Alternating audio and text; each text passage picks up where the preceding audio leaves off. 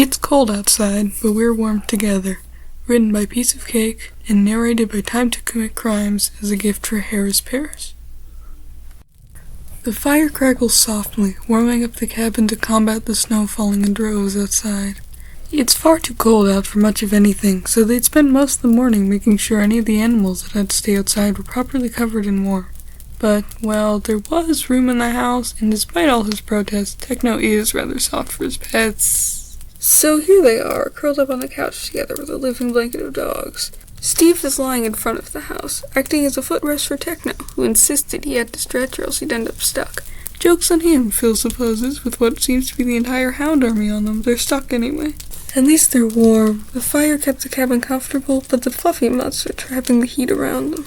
Techno's pretty warm too, perks of being part Piglin. Phil's already pressed against his side, but the warmth is so enticing after all the time they spent outside in the light snow. He snuggles closer somehow, despite the lack of any real space between them. Techno doesn't react, so Phil counts it as a win. And then Techno wiggles his arm free of the dog pile to wrap it around Phil's shoulders and pull him closer. Phil lets out a soft gasp at the unexpected movement, but Techno is gentle and manages to not jostle or squish his wings at all. Certainly more comfortable than the way he'd been awkwardly leaning over his arm. So comfortable, in fact, that Phil finds himself dozing off. There's not much for them to do with the storm raging outside as they keep warm and wait for it to pass. He can't be sure, but later he'll swear he heard Techno mutter, "Love you, Phil, sleep well," as he drifted off.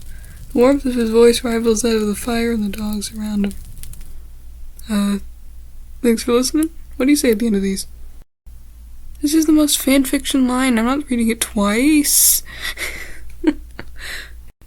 Fuck! 3 times. Or, you will never believe what line I just had to re-record.